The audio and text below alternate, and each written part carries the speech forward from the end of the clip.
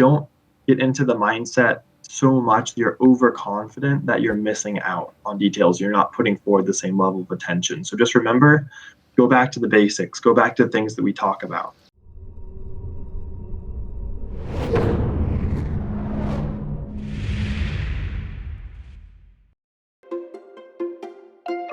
Evan back for another episode of the MCAT podcast. 4 out of 5 last week. Hopefully 5 out of 5 this week. What do you think? Let's do it. I'm ready to see it. So let's talk about the difference, right? Before last week's episode, we talked about kind of what you do in between passages, kind of taking a deep breath, closing your eyes, kind of trying to forget the pain of the previous passage. What happens when you think you've done really well with a passage? You're like, oh, that was easy. How do you avoid bringing that kind of ego to the next passage? I think the same way. I think you take a second to refresh, recalibrate, and also I think remembering kind of in the same way that I kind of mentioned sometimes people will have a disposition against a certain type, like, oh, I hate the economics or the art history or whatever passages it is, kind of like I did when I was a student. The same way that you shouldn't get too confident. It's great. You should feel confident in the test, but don't get into the mindset so much that you're overconfident that you're missing out on details. You're not putting forward the same level of attention. So just remember, go back to the basics, go back to the things that we talk about. Look for the main idea, look for the author's opinions, try to figure out any important main arguments that are made, because that's generally what they like to ask questions about. So if you can really hammer on those things and critically read for those 3 or 4 ideas, you're going to be in a really good shape no matter what subject the passage is on. No matter any of those details, you're going to be in really good shape going forward with that type of strategy. All right, let's go ahead and jump into our passage today. Passage 5, exciting, moving along. And let's see how we can do this time. Absolutely. So kind of like last time, I'm just going to walk through paragraph by paragraph. I might stop in the middle of paragraph sometimes to throw you a question, Ryan, but in general, we're kind of just going to be moving through the same way. Okay. So first paragraph, I'm just going to read it out for us. If a drug company could take all of the positive effects of exercise and put them into a pill, they'd be the most successful company in history.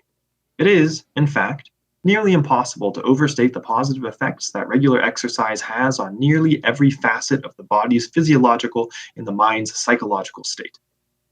Exercise has been demonstrated to not just slow the progression of, but to reverse many of the symptoms of type 2 diabetes, heart disease, high cholesterol, and hypertension. It can delay the onset of dementia, reduce symptoms of anxiety and depression disorders, and aid in smoking cessation programs. All right, first paragraph. Ryan, do you see any opinions for us in there? Any opinions that our author has? No opinions. This is one that I have to tread carefully with. I was an exercise physiology major in college and was a personal trainer for many years. So I'm like, yes, agree. So yeah, I think the author is very bullish on exercise and its effects on health.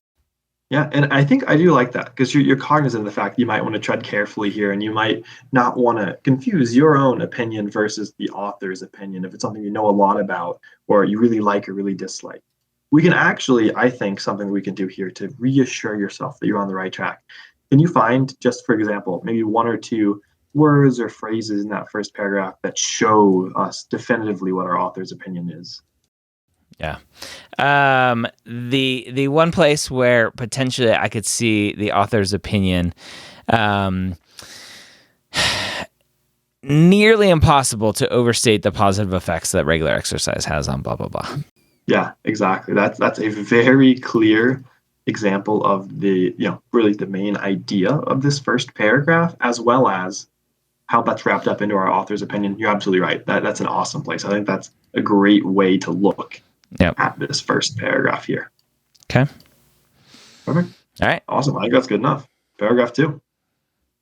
And yet, when patients meet with their physicians, the overwhelming majority of primary care doctors fail to discuss the importance of exercise with patients. To the extent that the topic is discussed at all, the doctor will make, at best, passing remarks about the importance of an exercise program. Even more perversely, there is a strong correlation between lower economic class and decreased likelihood of physician-recommended exercise programs, despite the even stronger correlation between lower economic status and many of the diseases that exercise would most directly benefit, most notably obesity and type 2 diabetes. That is to say, those patients who most need regular exercise are the ones least likely to have a doctor that strongly recommends such a program. Okay. You said in the first paragraph, Ryan, that you thought our author is really bullish on exercise here. What opinions do we see in that second paragraph? I don't want to talk about it because as a physician, I feel attacked here. I feel attacked by the author, basically saying that physicians don't do a good enough job talking about exercise. I love that. And I mean, really, we do see that blame being placed on the doctors, at least in this paragraph, because it's saying, we see this language, doctors fail to discuss the importance of exercise. Mm-hmm. Doctors, or even more perversely, that's another very key phrase that's showing us opinions here. And I really love that kind of final sentence. It's just breaking it down for us. That is to say, right, patients who need regular exercise the most are the ones who are least likely to have doctors recommending it. In other words, those are the ones who are getting let down the most. So I think, honestly, any of those three places are completely great for highlighting, because they're showing, one, what our author's our argument is or idea is that physicians are not doing adequate job of addressing exercise and its importance. And it's showing us their opinion because it's in their own words, their own flavor here. Perfect. Yeah. Great so far. Okay. Paragraph 3. Why this connection exists is still somewhat unclear, although research is slowly shedding light on the topic. Fundamentally, public health scientists examine two different facets of the correlation: patient-sided factors and healthcare provider-sided factors. Thus, working in lower-class patients may not have access to the kind of doctors that will recommend exercise, or doctors may change how they treat patients based on perceived economic status. A little bit shorter paragraph here. Ryan, what stood out to you? What were new information were they giving us here? Really, the new information to me seems like nobody knows why this happens. We're trying to figure this out. I agree. Yeah, it seems like we're certainly not sure. Somewhat unclear. That our author is pretty straightforward on that end. The one other thing I think that they add here is that they kind of are in some ways proposing or speculating maybe on some explanations here. They say, well, those who study this say it's probably either this or this, either the patient-sided factors or the healthcare provider-sided factors, and they want to kind of disentangle those and see which of those are important. Are they both important? That's kind of how I might, it's unclear, but they have some leads maybe. Perfect.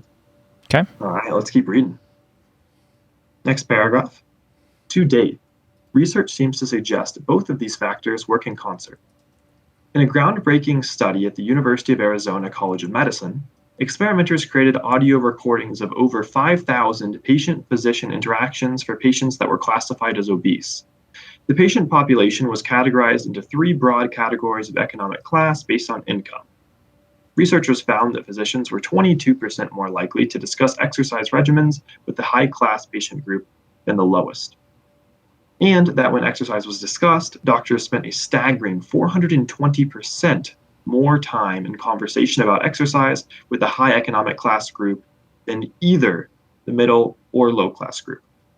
Despite these stark findings, the researchers' failure to control for factors of ethnicity and gender have created large enough concerns about methodological validity to lead some critics to dismiss the study entirely. How does this new paragraph that's telling us about this research, how does this kind of fit into what they just told us in the paragraph before? So the paragraph before, again, patient-sided factors, healthcare provider-sided factors. So working in lower class patients may not have access to the kind of doctors that will recommend exercise, or doctors may change how they treat patients based on perceived economic class. I mean, to me, like if I were being nitpicky about that, I'm like, those are both doctor related, healthcare related factors. Like, because every doctor should do it. So if you have doctors for lower socioeconomic people not doing that, then that's still the doctor's fault. Anyway, trying to tie it in. I mean, this is really, it seems like, I don't know. It's focusing on both. It's kind of giving us an idea of what's going on, of like, hey, physicians were 22% more likely to discuss exercise regimens with high-class patient groups. Okay.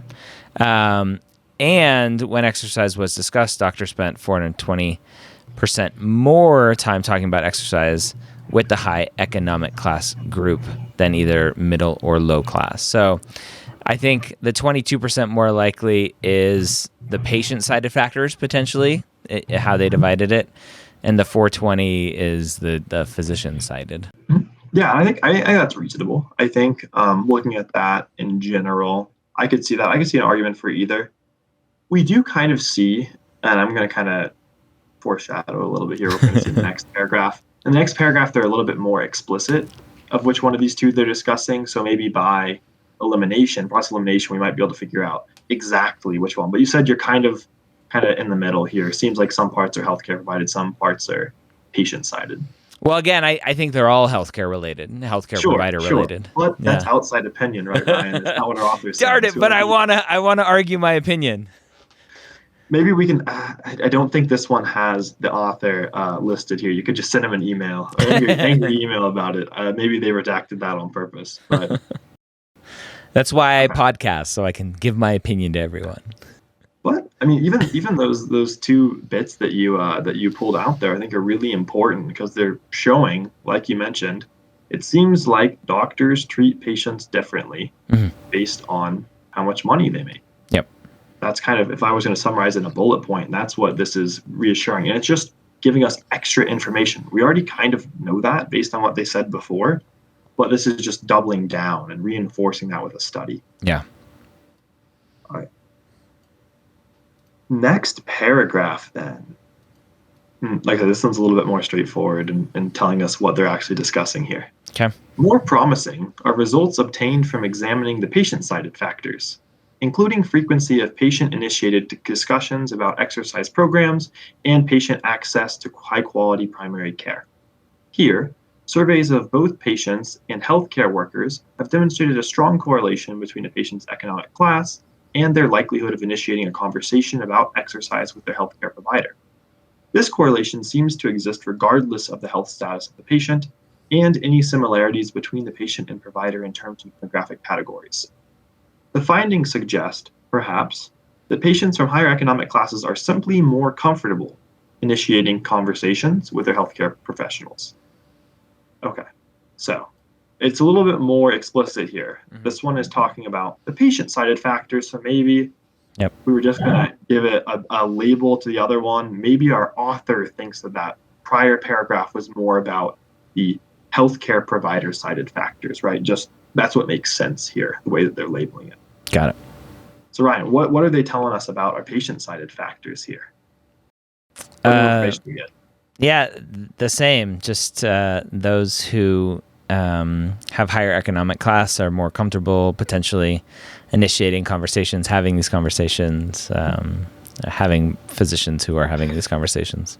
Yeah, it's coming from two sides, right? It's the rock and the hard place here. So either it's the doctor, so in the healthcare providers sided interactions or factors, the author is saying, oh, maybe the doctors are doing something to make it more difficult or are doing less to help out patients of lower socioeconomic status. Or the other side is maybe the patients are doing it to themselves to some degree. That's kind of but it's coming in the same direction. They're both harming and benefiting the same groups here. So I think, highlighting any of these bits is fine, but I really like that last sentence from this paragraph because it just says, these findings suggest that patients from higher economic classes are more comfortable. That's a great kind of rephrase or paraphrase of that paragraph as a whole. Yeah. All right. final little bit here before we hop into the questions. So, a final irony was revealed in the most recent major study published on the topic, which found no correlation between a patient's ability to start and stick with an exercise regimen and how frequently such programs were discussed with healthcare professionals. This is weird little factoid they're throwing at us in a little sentence here. Ryan, how does this kind of fit into everything we saw before, this last little bit? So this last little bit I read, I was very interested in it because I was like, so basically the author is saying, well, there's actually a study that says it doesn't really matter what conversations have. Patients are going to do what they want. And I thought about that, and I was like, well, of course, right? I think back to my mom used to be like a 2 or 3 pack a day smoker, and we would always, as kids, like, you need to quit smoking. You need to quit smoking. They don't, I'm not going to make her quit smoking. But she finally quit on her own. And it's like, as a physician, I can have these conversations until I'm whatever blue in the mouth or whatever the saying is. Yeah. But unless the patient is motivated themselves to do this thing, then it doesn't matter. And so maybe we shouldn't have conversations about exercise at all. That's where the conclusion I'm coming to. Save time and push drugs. Maybe. So, good point. I think that what you're saying there is probably largely true. In some ways, at least anecdotally, sometimes there's stuff like that. But does our author ever actually propose No, the author doesn't. I'm just adding a lot of my own in here. Yeah. Good. So, like you said, you know a lot about this stuff. You have a lot of experience with it. Degree in exercise physiology, lots of experience as a physician, right? This is something that you're familiar with. We got to be really, really, really careful to minimize the encroachment of our own opinions here. So sticking exclusively to the text here, I did like the what you said there was true though at the beginning, right? Seems like there's this other study that says, oh, actually, maybe, how long or how much we talk about exercise with the healthcare professionals doesn't really make a difference. Mm-hmm. So seeing kind of conflicting reports here a little bit. Maybe it's not exactly clear, and that is what they told us right off the bat, that it was unclear why this happened. So this seems support, right? They give us all types of evidence and all types of back and forth stuff. That does make it seem unclear. Yep. Perfect. Ryan, how you feeling about the questions for this one? Is the 5 out of 5 incoming?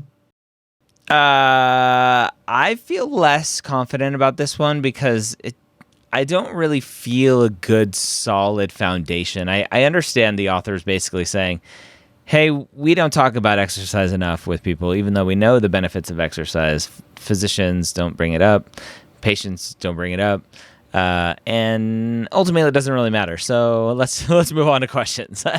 So yeah, I'm not feeling super confident of where this is going to go. Well, we'll see. I mean, let's not get ahead of ourselves and automatically assume we're going to miss some, because honestly, like we've mentioned before, you don't have to have a perfect understanding to answer all the questions, right? So question 21. In the study discussed in the 4th paragraph, so 1, 2, 3, 4, okay? So this is the 4th paragraph. The researchers created audio recordings of the doctor-patient interactions in order to, okay, it seems pretty straightforward. Answer choice A, prove that physicians unconsciously discriminate against lower-class patients by not discussing exercise with them. No, they weren't trying to prove that. It's choice B. Determine differences in doctor-patient interactions when the doctor and patient are of the same or different ethnicities. Nope. We were told later on that they didn't factor in ethnicity into these studies, so that's a flaw.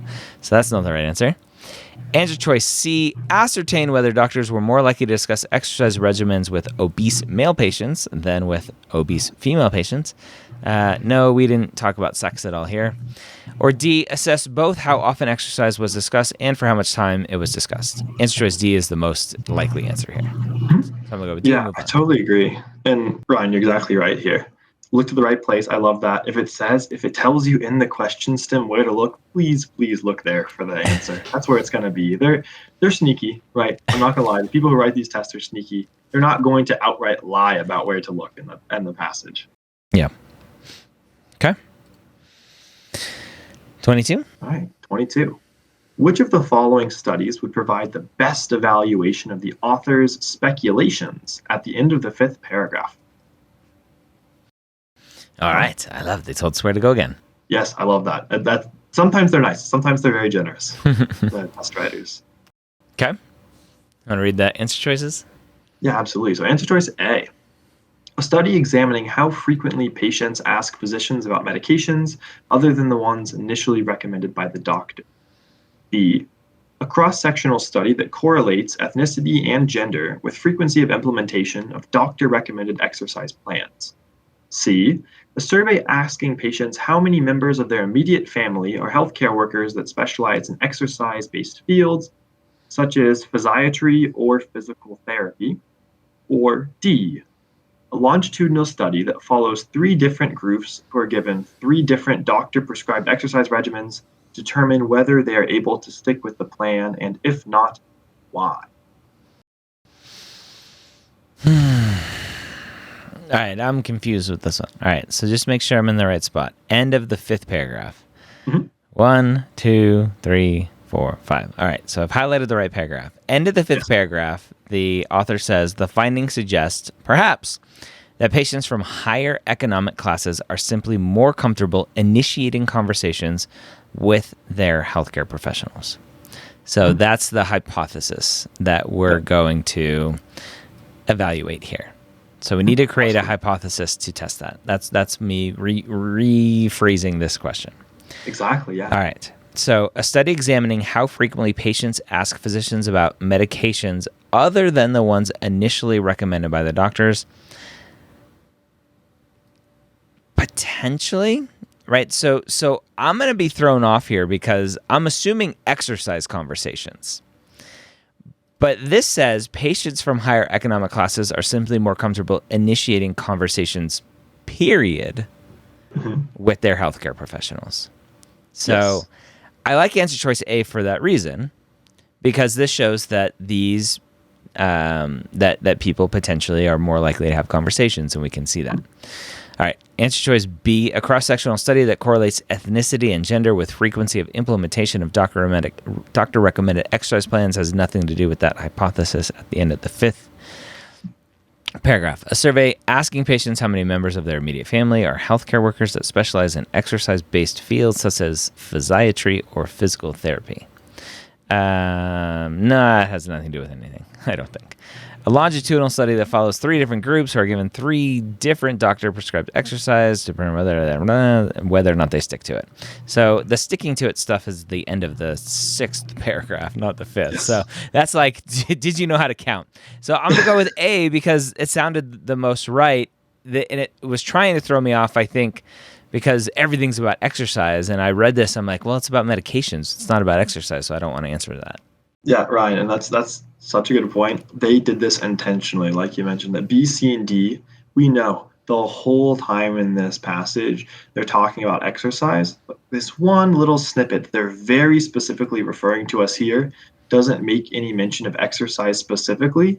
So they're trying to trick us into picking an answer that's talking about exercise, but that isn't talking about this, how comfortable you feel initiating conversations. A is the only one that's talking about a patient bringing up a topic of conversation to their doctor, and that's why it's the right answer. Yeah. Got it. All right. On a roll. Question 23. For which of the following statements does the passage provide the least explanation or support? So I'm going to highlight least there because remember we can highlight questions. All right. Answer choice A, a patient with type 2 diabetes who is trying to quit smoking may be able to improve both of these health factors with regular exercise. Heck yeah! That is definitely supported. Patients who discuss exercise plans with their physician are unable to stick with the plan due to how infrequently they are able to get checkups with their doctors. This is not supported because the last paragraph says there's no correlation. So I'm going to leave that there for now. Even studies that include a very large amount of data may nonetheless lead to questionable conclusions. I have no idea what that's talking about. And choice D, Patients' own behavior can influence the likelihood that their doctor will discuss exercise plans with them. Yeah, I think we know that, right? If they're comfortable initiating conversations, they're going to have conversations. So I think that is supported as well. I have no idea what this large amount of data, whatever, it's bringing up this failure to control for factors leads to questions, but I'm going to go with B because that is against what the last paragraph says. Yeah, I think that's a great point, Ryan, is that if something is least explained or least supported, it could either just have no support or it could even contradict something that's in the passage here. And B is contradicting the end there. C is it's something we kind of have to infer a little bit here, but it's referring to in that fourth paragraph, and they're mentioning that University of Arizona College of Medicine study where they got audio recording from 5,000 interactions, and despite it being such a great sample size, they still said that there's concerns about the methodological validity. So C is, through that one example, supported or explained in some ways. So we can rule out C because it does get some support there. Yep. Okay. All right, question 24. Second to last question here from passage 5. So the passage author would be most likely to agree with which of the following assertions? Okay, so just asking us, does the author agree? Which of these does the author agree with? Maybe looking back at the passage saying, where do we see the author's opinion, and does it match up with one of these things? So I'll just go through our answer choices now. Okay. Answer A. Patients in the lowest economic classes are just as likely to be able to stick with a doctor-recommended exercise plan as patients in the highest economic classes. Answer B. A female doctor is more likely to discuss an exercise regimen with an obese female patient of lower economic class than a male obese patient from a higher economic class. C. The positive effects of exercise are overwhelming in the scope and profundity of effect on physiological conditions, but are very limited on psychological ones. And D. Had the study described in paragraph 4 been conducted at a different institution, the researchers would have been more likely to use more robust controls. Or E, none of the above.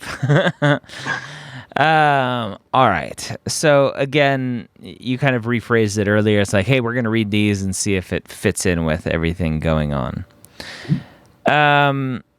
Patients in the lowest economic classes are just as likely to be able to stick with a doctor-recommended exercise plan as patients in the highest economic classes. And again, this is most likely to agree with, right? Not least likely, most likely. Yep. And so we get to, I think this is a trap answer of like, oh yeah, that's what they said at the end. But it didn't say anything about economic classes. It said, did you have conversations with your doctor? So there's no correlation here with economic classes. So I'm not going to answer this one. Potentially, are we supposed to infer like, well, if economic classes has nothing to do with having those conversations, and those conversations have nothing to do with sticking to an exercise regimen, are we supposed to infer that ipso facto, right? I don't like that. So right now, I don't like that answer, but I may have to come to it because I don't know if I like any of the other answers either. A female doctor is more likely to discuss an exercise regimen with an obese female patient of lower economic class than a male obese patient from a higher economic class. Nowhere in here, which is one of the flaws, was gender and stuff was not brought in. So I don't think the author would go with this because we don't have any support for this. C, the positive effects of exercise are overwhelmingly in the scope of profundity of effect of physiological conditions, but are very limited on psychological ones. And I think very early on it said here, physiological and psychological, so the author's not going to agree with this one. D, had the study described in paragraph 4 been conducted in a different institution, the researchers would have been more likely to use more robust controls. The institution had nothing to do with it. It was only just how you set up the study. So again, I said earlier, I might have to come back to it because I don't like any of the other answers. Yeah, and Ryan, this is kind of one of the tricky things of the MCAT is that it's one of the tricky things. It's one of the nice things. It's a multiple choice test, so ultimately, only one answer can be right, and no matter how necessarily maybe bad or messy all the answers are, there's always going to be a best answer. So A is not necessarily the most obvious answer in the world. It's one that, like you said, we have to do a little bit of inference work on our own to get to answer choice A, but it's still better than answer choices B, C, and D, because like you said, you can point your finger at reasons why B and C and D are individually wrong, whereas A is like, okay, I mean, I got to kind of, jump from one place to another. So I say, okay, first, our author tells us that doctors have more exercise conversations with wealthier or higher economic class patients. Then you tell me that no matter how many conversations the doctor has with the patient, that it's not going to change whether they stick with the exercise plan. So if we smash those two things together, right, just kind of throw those two things together, we can infer then that patients, no matter from what socioeconomic class they come from, that is going to not matter for whether or not they stick with the plan. So that's where A is coming from. Mm. Well, it takes a little bit to get there. It takes a couple little logical step-by-step leaps there. But you did a great job here. You weren't confident it was right. You weren't confident it was wrong. So you went through in process of elimination and eliminated B, C, and D, which is what we want to do if we're not confident.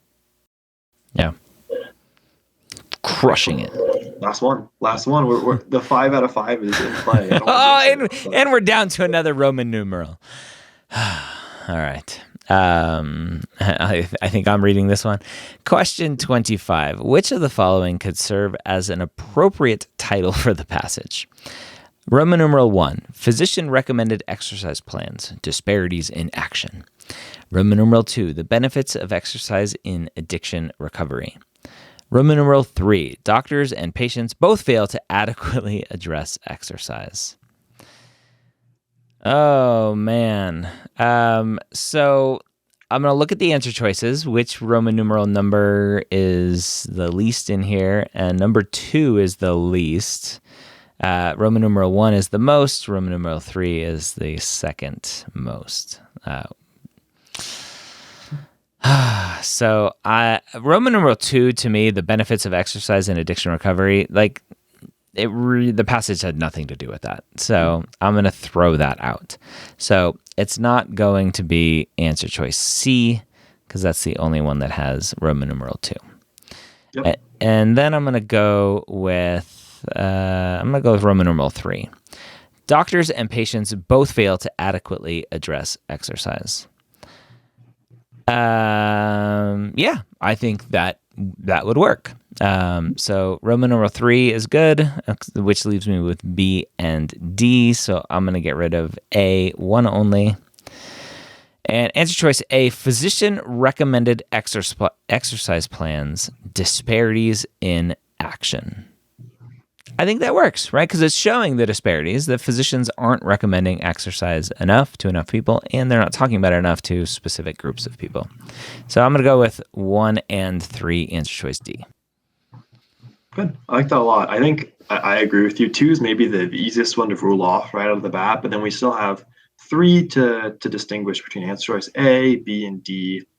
And 1 and 3 are hitting slightly different aspects of the main kind of, central route that we're going through in this passage, but they're both hitting it, I think, pretty well. Because if I were just to list out in my head, I like to do this just kind of a must-haves list of whenever I'm trying to come up with like the main idea style questions here. Like, okay, they absolutely have to say something about the physician talking to their patients about exercise, right? That's a must-have right there. Mm. They must talk about something about there being a difference in the way that physicians treat, some patients or others. And 1 and 3 are hitting on those different elements, slightly different ways, but they're both talking about that. And that's kind of what these most appropriate titles are. They're just asking us for the main idea. Usually you give something a title that's, telling you what it's about. So I think that's perfect. Well, I don't know. These days, it's whatever the clickbaitiest headline is. That's true. That's true. Doctors treat lower socioeconomic patients terribly. That's the headline. Yeah. Yeah. 5 out of 5. I did it. Yeah. Piece And of I think cake. one thing I think you did a really excellent job here was you said, kind of going right into it, you're a little bit, wanted to tread carefully. So this is something you know a ton about already. You did a really good job avoiding bringing any of your own opinions into it and kind of having that cloud, which is a really difficult thing to do. But Yeah. you have to do it to make sure that you're able to consistently look for the author's opinion, main idea, all that good stuff. Yeah. Awesome.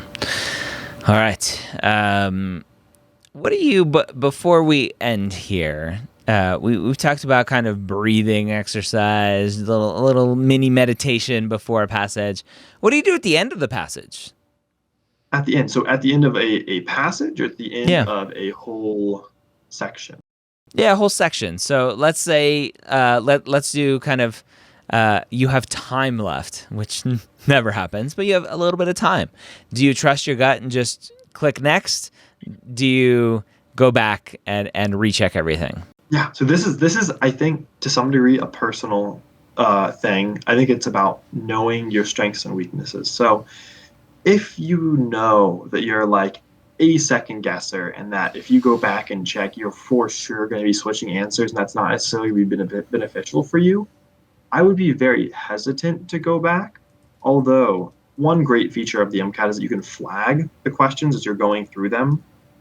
And I think that there is a right way to flag and a wrong way to flag, in my opinion. So the way that I think is most useful to flag questions is one, if you're not confident in it, but it has to meet the second condition is it has to be one that not just you're not confident in, but that you think you could get right with extra time. So it can't be a complete guess and it can't be one that you've just been staring at forever, going back and forth between two answers, because more time is probably not going to help you there. But if it's one where you think an extra 30 seconds, 45 seconds would allow you to have a fighting chance to get the right answer, those are the ones I'd recommend you flag. So that way, even if you're, a second guesser type person, you're probably not losing anything, right? It's one that you can probably go and solve for more. And I think that's a good thing to think about there when if you somehow, by some miracle, you have extra time at the end of cars, which I know I didn't, but if you do, good on you and try to use that time effectively.